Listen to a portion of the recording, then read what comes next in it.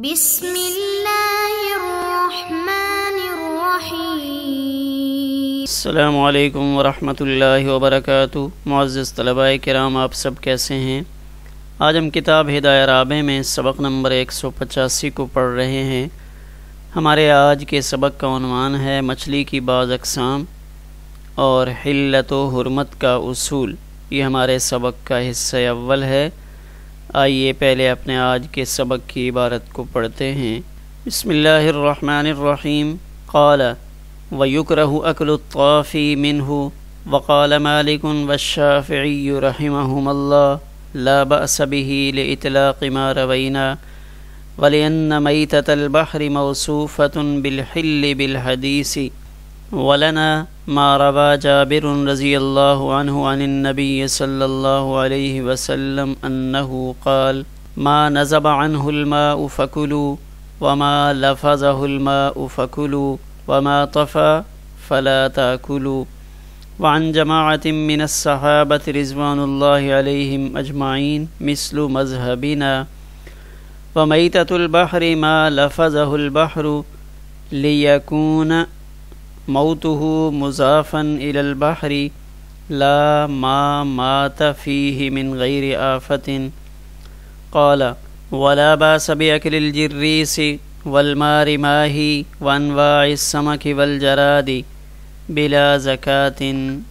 وقال مالك رحمه الله لا يحل الجراد إلا أن يقطع الآخذ رأسه ويشويه لأنه صيد البر ولهذا يجب على المحرم بقتله جزاء يليق به فلا يحل إلا بالقتل كما في سائره۔ آئیے اب ہم اپنے سبق کی عبارت کا ترجمہ کرتے ہیں۔ قال امام قدوری رحمہ اللہ فرماتے ہیں کہ مچھلی میں سے طافی کا کھانا مکروہ ہے، جبکہ امام مالک اور امام شافعی رحمہ اللہ فرماتے ہیں کہ طافی کے کھانے میں کوئی حرج نہیں، ہماری روایت کردہ حدیث کے مطلق ہونے کی وجہ سے، اور اس لیے کہ دریا کا میتہ وہ حدیث کی بنا پر حلت کے ساتھ متصف ہے۔ ولنا اور ہماری یعنی احناف کی دلیل وہ حدیث ہے جس کو حضرت جابر رضی اللہ تعالی عنہ نے نبی کریم صلی اللہ علیہ وآلہ وسلم سے روایت کیا، جس روایت میں یہ ہے کہ نبی کریم صلی اللہ علیہ وسلم نے فرمایا کہ جس مچھلی سے پانی دور ہو جائے اس کو کھاؤ، اور جس کو پانی باہر پھینک دے اس کو کھاؤ، اور جو مچھلی مر کر پانی میں الٹی ہو جائے اس کو مت کھاؤ۔ وعن جماعت من الصحابۃ، اور صحابہ کرام رضوان اللہ علیہم مجمعین کی ایک جماعت کا مذہب ہمارے مذہب کی طرح ہے۔ ومیتۃ البحر، اور پانی کا مردہ وہ ہے جس کو دریا نے پھینک دیا ہو تاکہ اس کی موت دریا کی جانب منسوب ہو سکے۔ یہاں وہ مراد نہیں لا ما مات فیہ، جو پانی کے اندر بغیر کسی آفت کے مر گیا ہو۔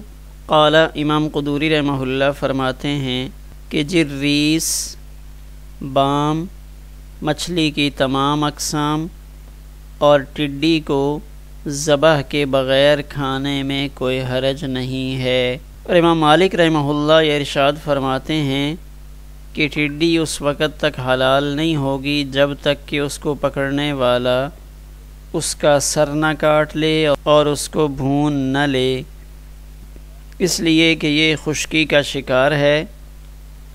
اسی وجہ سے محرم پر ٹڈی کو مارنے کی وجہ سے حسب حال جزا واجب ہوتی ہے۔ فلا یحل، لہذا قتل کے بغیر وہ ٹڈی حلال نہیں ہوگی۔ کما فی سائرہ، جیسا کہ خشکی کے بقیہ جانوروں میں ہوتا ہے۔ آئیے اب ہم اپنے سبق کی تشریح کی جانب بڑھتے ہیں۔ تو ہمارے گزشتہ سبق میں چونکہ پانی کی مخلوقات ان کی حلت و حرمت کا تذکرہ ہو رہا تھا، تو اسی کی کچھ تفصیل آج ہمارے سبق میں شامل ہے، اور اس میں سب سے پہلے ایک مچھلی کا تذکرہ کر رہے ہیں، جو مچھلی فقہی اصطلاح میں طافی کہلاتی ہے۔ تو اب طافی سے مراد وہ مچھلی ہے جو مرنے کے بعد پانی کے اوپر تیرتی رہتی ہے، پھول جاتی ہے اور سڑنے لگتی ہے۔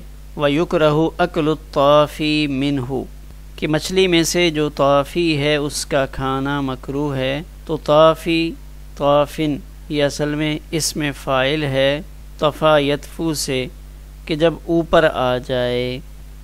تو مراد یہاں وہ مچھلی جو پانی میں اپنی موت خود مر جائے، بغیر کسی شکاری کے اثرات کے خود اس کی موت واقع ہو جائے، اور مرنے کے بعد وہ پانی کی سطح پر الٹی ہو کر تیرنے لگے، یا الٹی نہ بھی ہو، وہ پانی کے اوپر تیرنے لگے۔ تو ابو داؤد شریف کی روایت ہے، حضرت جابر بن عبداللہ رضی اللہ تعالیٰ عنہ فرماتے ہیں کہ نبی کریم صلی اللہ علیہ وسلم نے ارشاد فرمایا، ما القى البحر او جزر عنه فكلوه وما مات فيه وطفى فلا تاكلوه۔ تو اب اس روایت مبارکہ میں یہ الفاظ موجود ہیں کہ جو مچھلی اوپر تیرنے لگے اس کو مت کھاؤ، اور جس مچھلی سے پانی دور ہو جائے اس کو کھا سکتے ہو۔ تو اس روایت کی بنیاد پہ حضرات احناف یہ فرماتے ہیں کہ طافی مچھلی کا کھانا مکروہ ہے، جبکہ حضرت امام مالک اور امام شافعی رحمہم اللہ تعالی یہ فرماتے ہیں کہ طافی مچھلی کو کھانے میں کوئی حرج نہیں ہے۔ کیوں؟ ان کی دلیل کیا ہے؟ لِإِطْلَاقِ مَا رَوَيْنَا، وہ یہ فرماتے ہیں کہ ہم نے جو روایت نقل کی الحل میتتہ، تو وہ میتہ عام ہے، یعنی سمندر کا ہر قسم کا مردہ حلال ہے، اس لیے طافی مچھلی جو مردہ ہو گئی ہو اس کا کھانا بھی حلال ہوگا۔ ایک تو اس روایت سے استدلال فرمایا وَلِأَنَّ مَيْتَةَ الْبَحْرِ مَوْصُوفَةٌ بِالْحِلِّ بِالْحَدِيثِ، دوسری وجہ یہ ہے کہ یہ سمندر کا مردہ ہے جو حلت کے ساتھ متصف ہے، کہ یہ جملہ شراح کے بقول ایک منطقی محاورہ ہے۔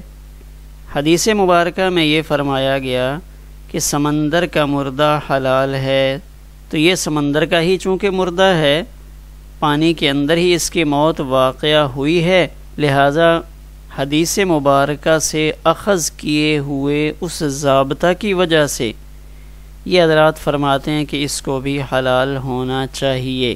ولانا اب احناف نے جو دلیل ذکر فرمائی اس کو دیکھتے ہیں۔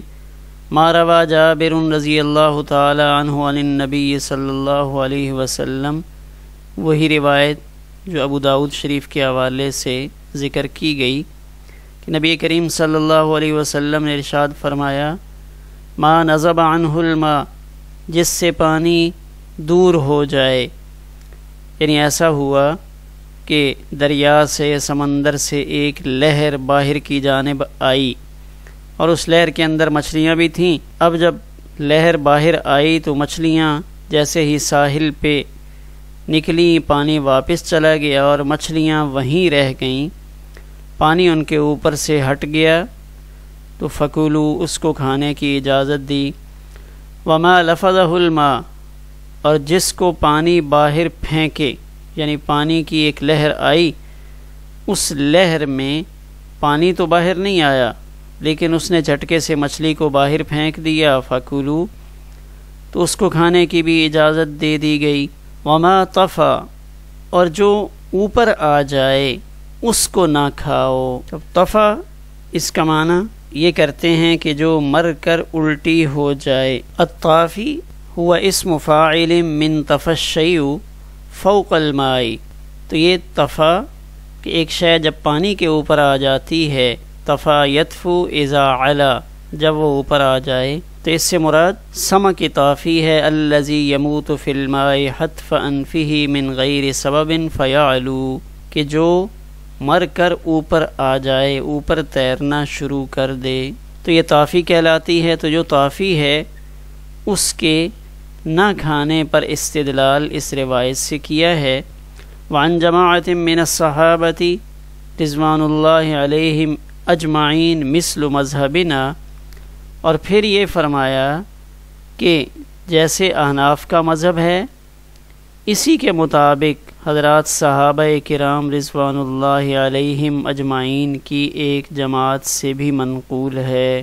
وَمَيْتَةُ الْبَحْرِ مَا لَفَظَهُ الْبَحْرُ، اور سمندر کا مردہ وہ جس کو سمندر کے پانی نے باہر پھینک دیا ہو تاکہ مچھلی کی موت سمندر کی طرف منسوب کی جائے۔ یعنی سمندر کا مردہ ہم کسے کہیں گے؟ یہ حضرت امام شافعی رحمہ اللہ تعالیٰ کی خدمت میں بطور جواب عرض کیا جا رہا ہے کہ انہوں نے سب کو سمندر کا مردہ قرار دیا، یعنی چاہے سمندر کسی کو باہر پھینکے چاہے اس کے اندر مر جائے، تو وہ یہ فرماتے ہیں کہ یہ سب سمندر کا مردہ کہلائیں گے۔ تو یہ عرض کیا جا رہا ہے کہ سمندر کے پانی نے جس مچھلی کو سمندر سے باہر پھینکا، ما لفظہ البحر، لفظ یلفظ باہر پھینکنا، جس کو باہر پھینک دیا ہو وہ تو سمندر کا مردہ ہے۔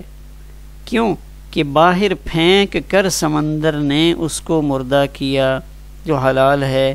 لا ما مات فیہ من غیر آفت، جو بغیر کسی وجہ کے سمندر کے اندر مر جائے وہ سمندر کا مردہ نہیں، کیونکہ سمندر نے اس کو مارا نہیں، اس کو مارنے کی کوشش نہیں کی، لہذا سمندر کا مردہ حلال ہوگا۔ اور سمندر کا مردہ کیا ہے اس کی تعیین میں امام شافعی رحمہ اللہ اور امام ابو حنیفہ رحمہ اللہ کی رائے میں فرق ہوا۔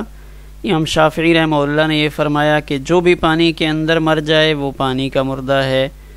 امام ابو حنیفہ رحمہ اللہ نے یہ فرمایا کہ نہیں، سمندر کا مردہ وہ ہوگا جس کو سمندر یعنی پانی باہر پھینکے اور باہر پھینکنے سے مرے۔ قال، امام قدوری رحمہ اللہ فرماتے ہیں ولا باس باکل الجریس، جریس مارے ماہی اور مچھلی کی دیگر مختلف اقسام اور ٹڈی، ان چاروں کو بغیر ذبح کے کھانا جائز ہے۔ جریس مچھلی کی ایک قسم ہے، بعض شراح کے بقول یہ سیاہ رنگ کی ایک مچھلی ہوتی ہے، بعض نے اس کو سچکی کا نام دیا ہے کہ یہ سچکی نامی مچھلی ہے۔ مار ماہی یہ بام مچھلی ہے، باقی مچھلیوں سے شکل میں تھوڑی سی الگ ہوتی ہے، سانپ کی طرح لمبی ہوتی ہے، اس لیے اس کو مار ماہی کہا۔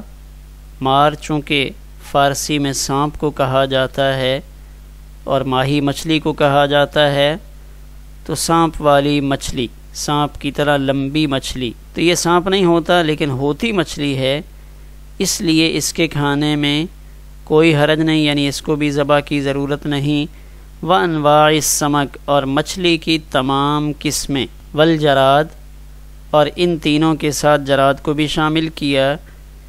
ٹڈی اگرچہ خشکی کا جانور ہے لیکن چونکہ حدیث مبارکہ میں اس کا نام صراحت کے ساتھ آ گیا، لہذا اس کو بھی بغیر ذبح کے کھانا درست ہے۔ تو یہ ساری تفصیل جو متن میں آئی احناف کے نزدیک ہے۔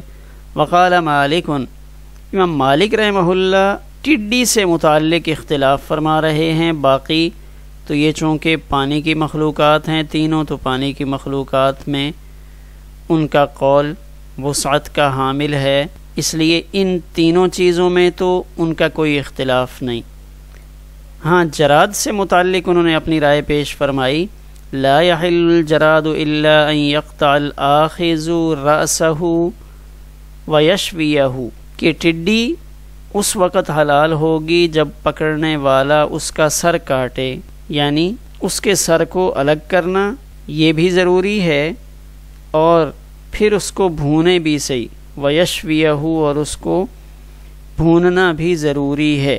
یعنی ٹڈی کے حلال ہونے کے تو وہ قائل ہیں، لیکن حلت کے ساتھ وہ یہ فرما رہے ہیں کہ چونکہ وہ ایک خشکی کا جاندار ہے تو اس کا سر بھی کاٹنا ہوگا اور اس کو بھوننا بھی پڑے گا، لِأَنَّهُ صَيْدُ الْبَرِّ، اس لیے کہ وہ خشکی کا شکار ہے۔ اور پھر یہاں اپنی تائید میں ایک بات یہ ارشاد فرمائی، وَلِهَذَا يَجِبُ عَلَى الْمُحْرِمِ بِقَتْلِهِ جَزَاءٌ يَلِيقُ بِهِ، اسی وجہ سے محرم پر کسی ٹڈی کو حالت احرام میں مارنے کی وجہ سے جزا لازم ہوتی ہے کہ جب کوئی احرام والا کسی ٹڈی کو مار لیتا ہے تو پھر اس پر لازم ہے کہ وہ کچھ گندم صدقہ کر دے. فلا یحل الا بالقتل، لہٰذا یہ ٹڈی قتل کے بغیر حلال نہیں ہوگی، یعنی اس کو ذبح کرنا پڑے گا. کما فی سائرہ، جیسے خشکی کے اور جتنے جاندار ہیں تو جیسے ان کو ذبح کرنا پڑتا ہے. تو امام مالک رحمہ اللہ یہ فرماتے ہیں کہ ٹڈی کو بھی ذبح کرنا پڑے گا. ہمارا آج کا سبق اسی پر مکمل ہوا.